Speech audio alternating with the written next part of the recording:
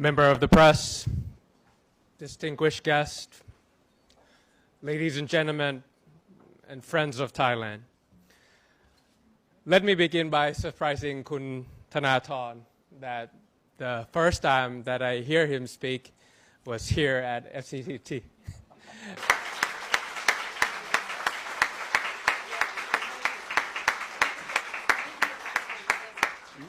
Peter, do you want to stay off the stage while Kun Thanathorn speaks? No, since you have me here, I'll be here. That's okay.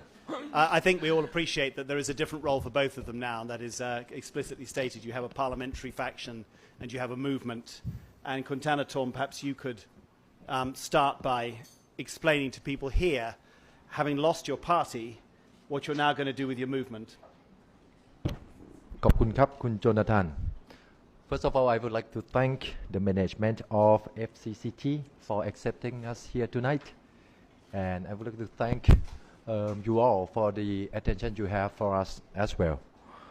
I think it is a very interesting time in Thai politics, and I would like to share with you tonight our plan, what we plan to do next, and why we plan it that way. The former Future Forward Party was 508 days old when it was dissolved. The party won 81 members of the parliament after the election, gaining a popular vote of 6.3 million votes.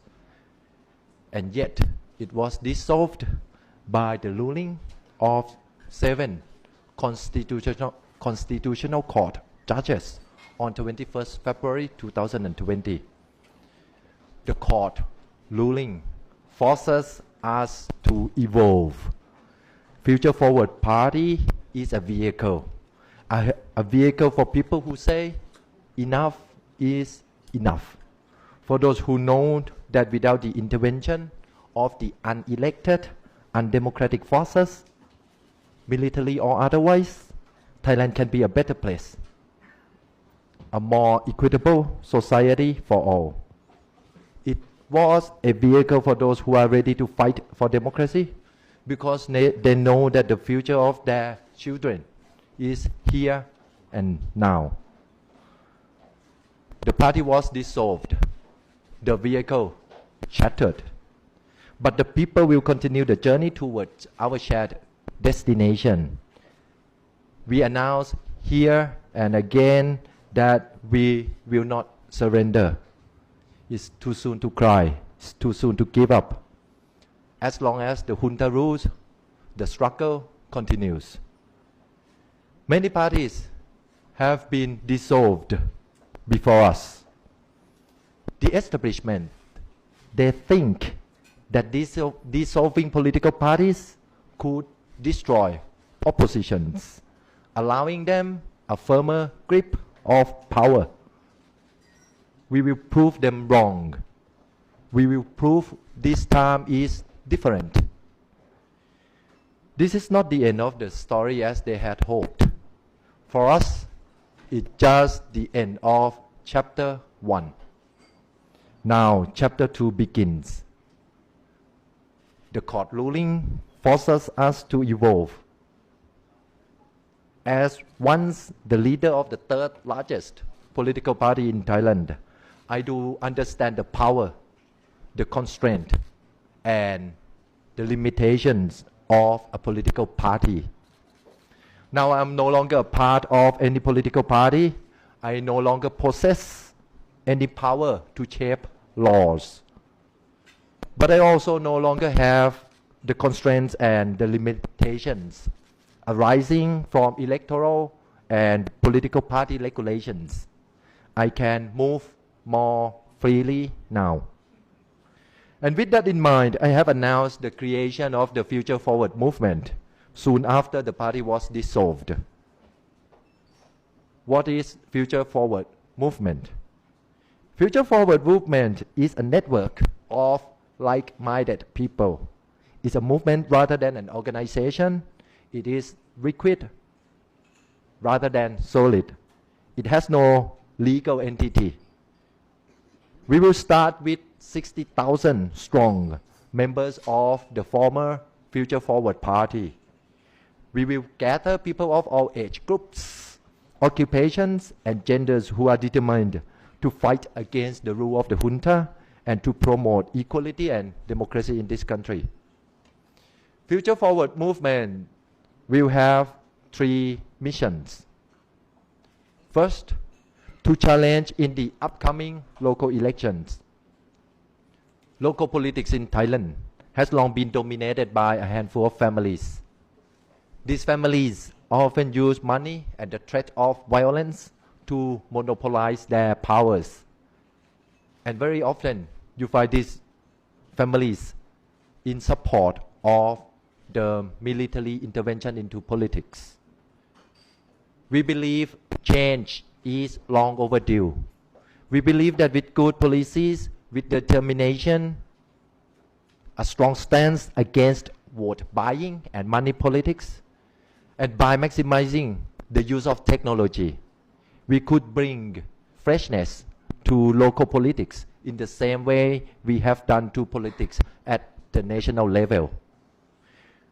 With the pressure from the competitions we install, local politicians will have to adapt their ways of doing politics or risk becoming irrelevant. That's what we plan to achieve. Mission number 2. Because we believe that ideas are stronger than guns, ballots are stronger than bullets, we will campaign. We will campaign hard, we will campaign relentlessly for liberal ideas, democratic values. We will campaign for a green and a more equitable society for all. We will campaign in universities. We will campaign in communities. We will campaign with trade unions, with farmer organizations. We will do it online. We will do it offline. We will do it on ground. There are so many different battlegrounds, be it in the parliament, be it outside of the parliament, be it in the local elections, be it online on the streets, be it in cultural spaces. And here we are, second mission, the battle of ideas. Progressive against regressive, liberal against conservative, democracy against authoritarian, equality against privilege, the people against the military, the rest against the rich, hope against fear, the future against the past. If we win the battle of ideas, we win all other battles. It is the battle to write a post-Prayut new political order. The third and the last mission, we will build a people's network spanning 77 provinces across Thailand. A people network. A network for people who are ready to fight and protect democracy. If there is one thing Thailand can teach the world, I think it is this. If you want to know what could happen if democracy is taken for granted, it's here in Thailand. Thailand is the best case example of what could happen if democracy is taken for granted. It is what happens when no one protects democratic values, no one defends human rights. As we all know, freedom has a cost. No one pays the cost. Everyone loses their freedom.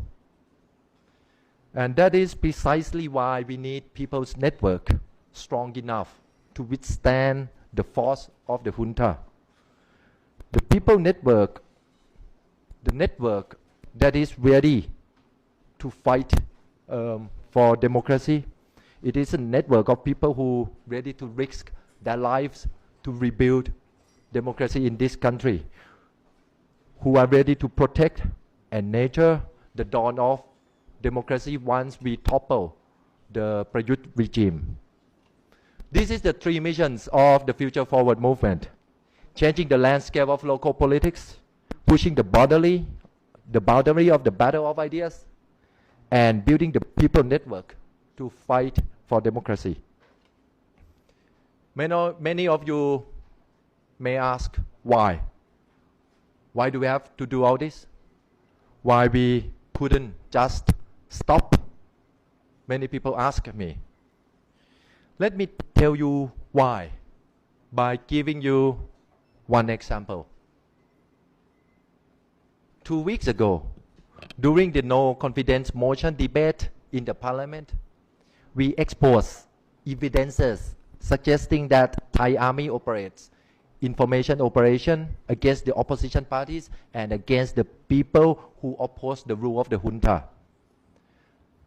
At the essence, it is a government-sponsored, military operated information operation with an objective of installing hatred into the society using disinformation and fake news.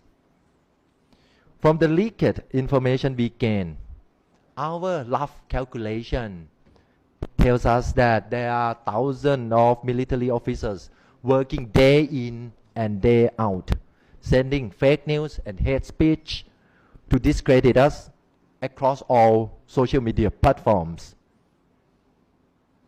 And if you wonder why Thai people of two different political views hate each other so very much, we now know. We now have the answer. It is because hatred does not happen naturally, but it is manufactured systematically and intentionally. I repeat, systematically and intentionally. The fairy tale the establishment wants us to believe is that democracy is the problem. Divisions among the people are the problem.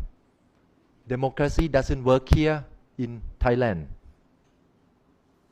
Intervention from unelected power is necessary. The army is the white knight. That is what they want us to believe. All these lies aim to give legitimacy to the suppression of human rights and to the rise of the authoritarian regime. And perhaps, more importantly, hatred kills. This information operation is a license to kill. It helps justify killing people of different or opposing political views. How many in the past have died because of this in Thai history? Haven't we learned any lessons out of it? And these people, they died for free. No genuine change happened. No one has been held accountable. And that is why we have to continue, because we believe the foundation of this country should be based on love, not hate, on trust, not suspicion. And ladies and gentlemen, if one example is not enough to convince you that this is not the time to stop our journey, I would like to give you another example, which might be more relevant to international stakeholders. The case of human trafficking and the case of a man named Pawin Pongsirin. As is commonly known, Thailand is a very important base for global human trafficking business. Thailand was ranked Tier 3 in the Trafficking in Persons or TIP report. In 2015, Pawin, who was a police major general at the time, led an investigation into human trafficking in Thailand. His work led to the prosecution of around 100 people involved in the case. The victims in this case were mostly young Rohingyas, some aged as young as 12 years old, many aged around 15 to 18. These kids, these people, spent months in small cabins, floating in the sea, without enough food, without enough water. They were tortured, they were beaten, they were treated like animals, and many of them were killed. The most senior government official being prosecuted in this case is Lieutenant General Manat Kongpan. And not only Lieutenant General Manat Kongpan, there were also 4 other military officers prosecuted in the case as well. The involvement of the military in human trafficking is clear. This government claims that this case is its performance, resulting in the status upgrade from the TIP report, Tier 3 to Tier 2, eventually. And yet, Police Major General Praveen, who led the investigation, who was supposed to be promoted, who was supposed to be recognized, is now living in exile as a political asylum in Australia, leaving his wife and his kids here in Thailand. He fears that his life is in danger for what he did. He knows that Lieutenant Major Manat is not the top of the human trafficking food chain. You might want to ask yourself, who could basically threaten a police major general to the point that he has to flee? You might want to ask this question to yourself.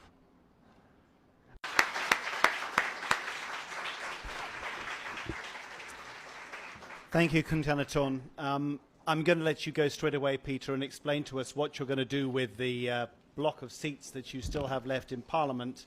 Many people would argue that the parliamentary strategy for the opposition, for a radical opposition like yours, has been closed off by the manoeuvres that have ended up with your party being dissolved.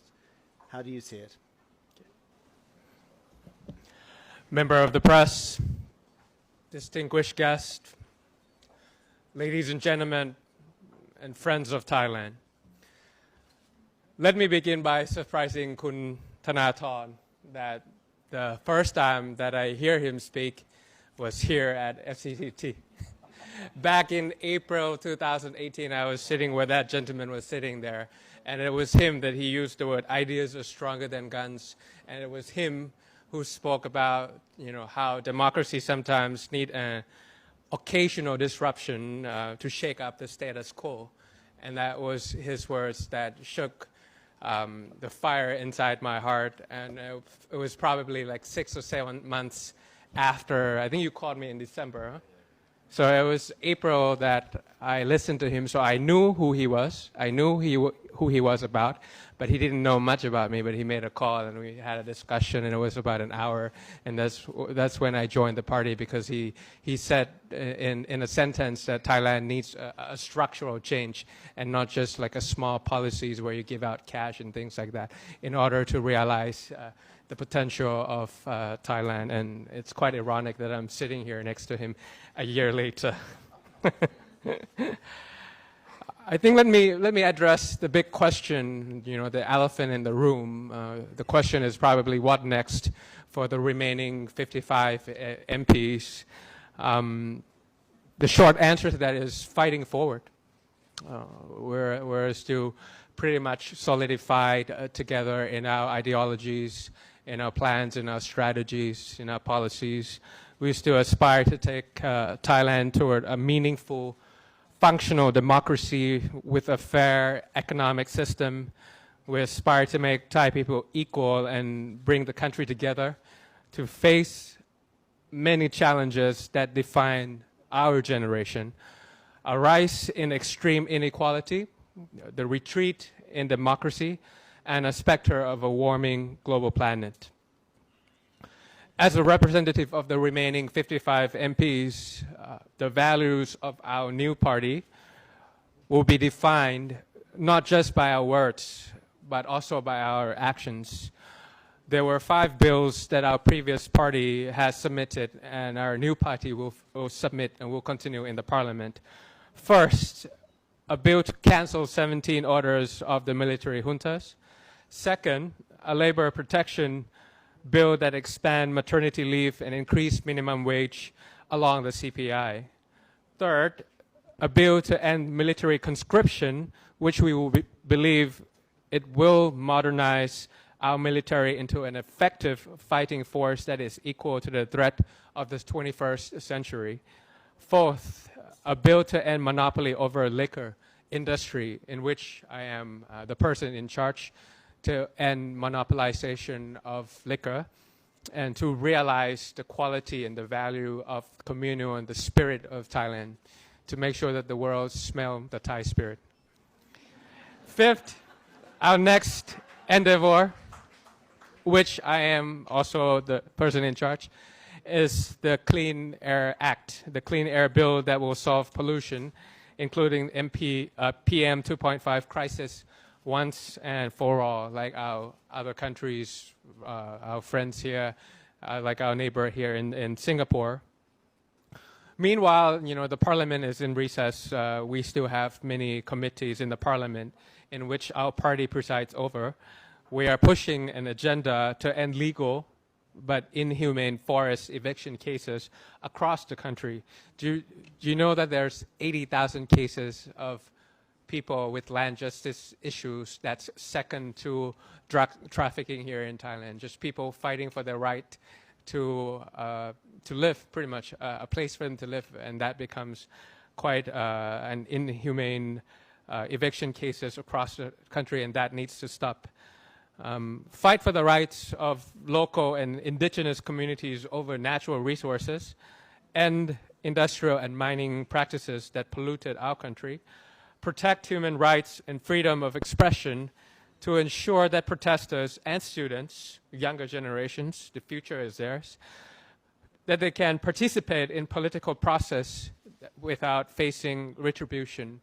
I think we need to confirm that the right to assembly, peaceful assembly especially, is part of an effective participation in democracy. Going forward now, our new party is going to, once it's established, is going to set up working groups to tackle many challenges that the country is facing and the government is lacking in terms of their response. These challenges include the drought crisis, which is probably the worst in the past 50 years, COVID-19 outbreak, which is part of the concerns of the entire international community here, the student protest flash mobs that have sprung up across the country, and PM 2.5 pollution crisis, and economic problems. Not yet a recession, but it's a problem for a lot of people here in Thailand. All in all, our party aims to be the voice of the voiceless, the hope of the hopeless in this society. Our brand, to some people, they might call us progressive, they might call us center-left, but our propositions are driven more by common sense than by any political leaning. It is a common sense there should not be any legal legacy or the junta in a democratic society. It is a common sense that the minimum wage should earn enough to make a living of yourself, of your family, of your parents. It is a common sense that the richest man in this country should not be in business competition with the farmers who make $1,500 a year. We believe that our country should return to these common senses in order to make our people equal and bring the country together to face the challenges of our generation. Thank you. That concludes my talk for the time being.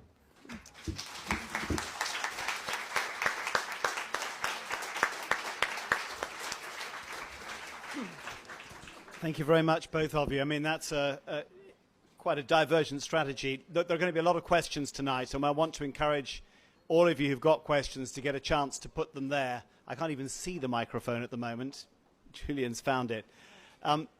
Just before I do that, can you explain, either of you, what the relationship between the party in Parliament and the movement is going to be? This is something that's complicated. Other movements in one sentence, shared ideology, different paths, different mechanisms, and absolutely no influence over one another. You heard it here. Marwan, I'll let you ask the first question. Yeah, hi. Marwan Mark of Nikkei Asian Review. I mean, one of the inspirations for your party was Podemos in Spain, or you seem to have drawn inspiration from them. But that kind of ideology was possible in a country or in a region that respects democratic culture.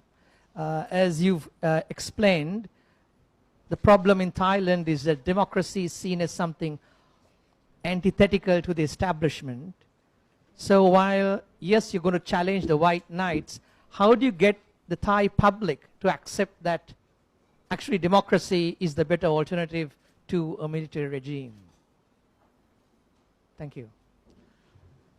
I couldn't hear properly, but your question was about possibility. I heard the word possibility. May I repeat that? Basically, I mean, your party drew inspiration from the Spanish party Podemos when you started. I think Ajahn Piabut mentioned that some time ago when he was explaining the foundations. I mean, these parties in Thailand, you're up against a system that basically is hostile towards democracy.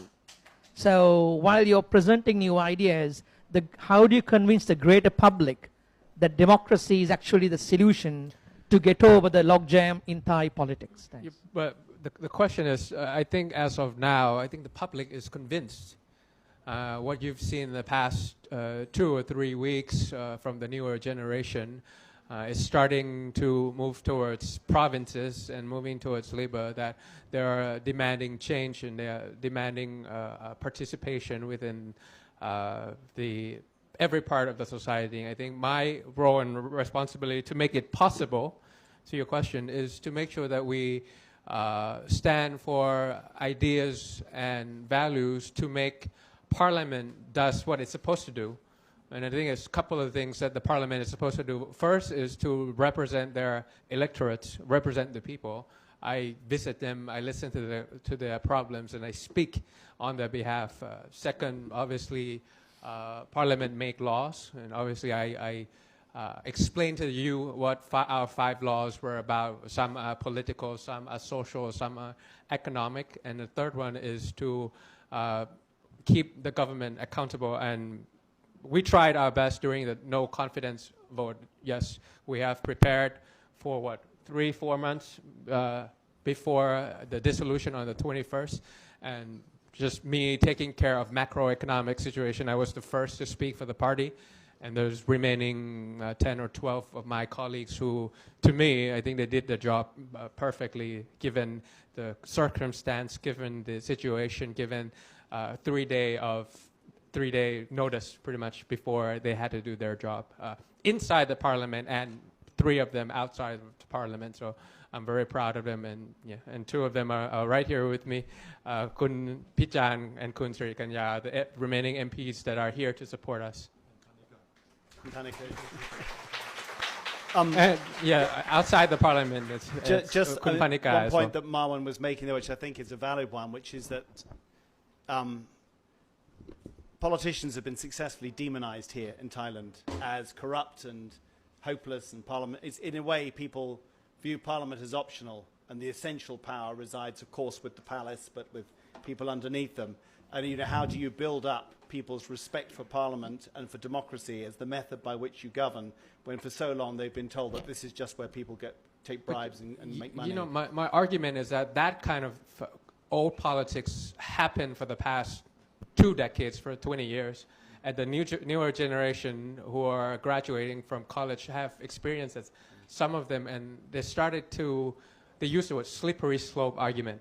They're starting to see that it's a slippery slope, that once you try to consult an outside power or outside policies, or talking about in Thai is pita tipatai, in English is paternalism, meaning you're not solving the problems by yourself, and you're always looking for higher power, someone who's more paternalistic to solve the problems for you. So I think, yes, there's a chance that we might not succeed, but as long as we're not giving up, then there's hope, and the newer generation will keep coming up, and that's part of change. It's not a straight line, it's going to be a zig and zag, and that's how democracy is. And I've traveled to various places through my life. I've been to Cuba, I've been to places where democracy is not a choice, and I've seen how the difference is with my own eyes, and I'm sure the newer generation will start to see it. Even older generation who have been in colors, who have been in opposing colors, are now joining us for a cause. It's no longer about left or right. It's about 1% and 99%. So polarization, bipartisanship, these are the kind of words that are being introduced in Thailand, where it was introduced in your country back many decades ago. So I still have hope. Thank you. Next question, please, Pierre. Hi, Pierre from the States Times. My question is a bit technical. Since the party was dissolved over the technical issue of the loan, so I'm wondering how the new party will be funded from now on. Will it be relying on loans? Will it still function from the remnants of the loans from Kun Thanathorn before? And will the scale of the functions of the new party be limited or be lessened in a way because of this 10 million baht cap? Thank you. No more loans. And I lend you my watches. And no watches either. No more loans and no watches either. We'll be the party of the people. We'll do a lot of online fundraising. We'll do a lot of on-ground fundraising. We'll keep it to the cap. We'll talk to a lot of SMEs who are affected, who wants to change the country. Obviously, it will be a leaner party, so we'll keep that in mind. It's pretty clear that even we took out the loan, but because of merchandising and online fundraising, how it's done in the West, when it comes to campaign financing, we were able to pay back the loan. So we'll take it as a goal. We understand now that politics, you need to be solid. It's more like a marathon and not like a sprint. But it's a smaller party, but the quality is not going to drop. So that's how we're going to keep moving. Do we have another question? Don't be shy. Thank you, Gwen.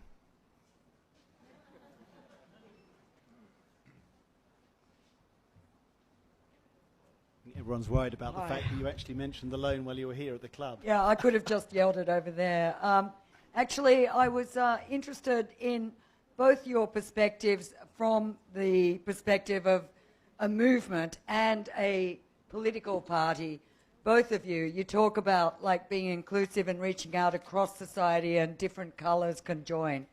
But what is the strategy? It's clear that some of the other opposition parties like Pheu Thai are, searching also for new directions, and election results did show some trends, including some disillusion with some of the traditional opposition parties. So I wonder if each of you, Kun Thanathorn and Kun Peter, could talk about in the grassroots and people's movement outside of Parliament, how you would propose to draw all these people who were so loyal to initially Thaksin and then broadly Pheu Thai, as well as other parts of the political spectrum, and also Kun Peter in the parliamentary context as well. Maybe each of you could give a perspective on that. I have an issue with the echo, but your question was about grassroots movement, correct? Sorry, is this better if I say this Okay. like this? I was asking about, you talked about how it's open to all colours, and joining together and reaching out to all across society, right? But I'm just asking in the light of some of the voting patterns we saw, and also that Pheu Thai had a very loyal following, but now we saw quite a shift in the last election. But how do you propose to actually reach out? Do you envisage a coalition in Parliament? Because I think one of the main problems up to now is that there has been an opposition that's very segmented. I mean, clearly, particularly, do you envisage reaching out to Democrats? You've lost some MPs already to Bumjai Thai. I mean, how do you propose to bridge these gaps? And also, Kun Thanathorn, in the people's movement out there, there's a lot of very loyal Pheu Thai supporters. How do you reach out to them? Or in fact, Democrats, look at the voting patterns in the South. The Democrats had a lot of support amongst ordinary people in the South. Do you think that you can cobble together a grand coalition? That's the only way, surely, to become a huge political force. Well, I don't want to talk about the issues of political parties. Last year I was here talking about the loan I gave to the party, and my party was dissolved a year later. And if I talk about anything regarding to his party, maybe next year his party got dissolved. I don't want that to happen, so I let things about political parties to Pita. Let me talk a little bit about the movement we are trying to build from now. I think I think what we want to do is we want to focus in local elections.